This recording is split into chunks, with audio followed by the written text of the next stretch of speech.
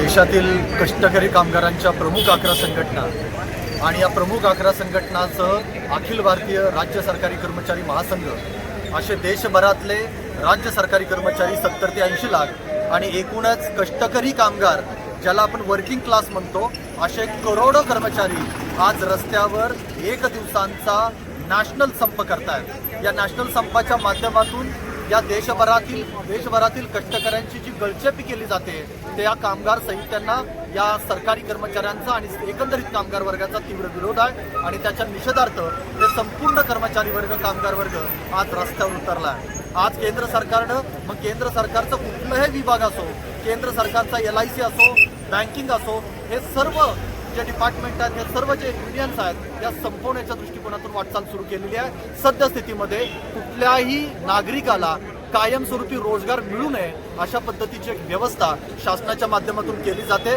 जर कोणाला कायमस्वरूपी रोजगारच द्यायचा नसेल तर त्या कामगाराला, त्या कर्मचाऱ्याला कायमस्वरूपी अस्थायी ठेवायचं आणि अस्थायी कामगार, अस्थायी कर्मचारी कधीही स्वतःच्या जागरूकतेसाठी, स्वतःच्या हक्कासाठी रस्त्यावर उतरणार नाही अशा पद्धतीची एक व्यवस्था निर्माण करण्याचं हे एक सरकारचं षडयंत्र आहे। या षडयंत्राच्या विरोधात या देशभरातील करोडो कामगार, करोडो कर्मचारी, त्यांच्या जोडीला शेतकरी आता या रस्त्यावर उतरलेले आहेत। कंत्राटीकरणाला विरोध हा सरकारी कर्मचाऱ्यांच्या सोबतच सर्व कामगारांचा याला पाठिंबा आहे। हा कंत्राटीकरण कुठेतरी रद्द झालं पाहिजे।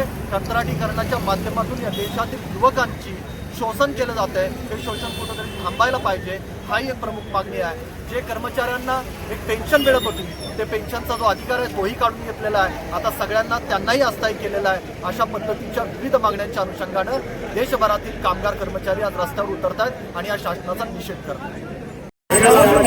आज पूर्ण प्रमुख राष्ट्रीय 11 संघटना पूर्ण संपात उतरलेल्या आहेत आणि आपण आज सुद्धा जिल्हाधिकारी, पूर्ण महाराष्ट्रात जिल्हाधिकारी धरणे आंदोलन, सत्याग्रह आंदोलन नियोजित केलं आहे। ही प्रमुख मागणी आहेत की पेन्शनसारखा मुद्दा आहे की पेन्शन, जुनी पेन्शन ही मिळालीच पाहिजे। त्याचबरोबर कामगार कायदे जे आहेत ते 4 संहितेत रूपांतर केलं आहे, त्यात कामगारांची कवच कुंडलं काढून टाकलेली आहेत। त्याचबरोबर सुशिक्षित बेरोजगारांना रोजगार नाही ही शासन दिशाभूल करत आहेत।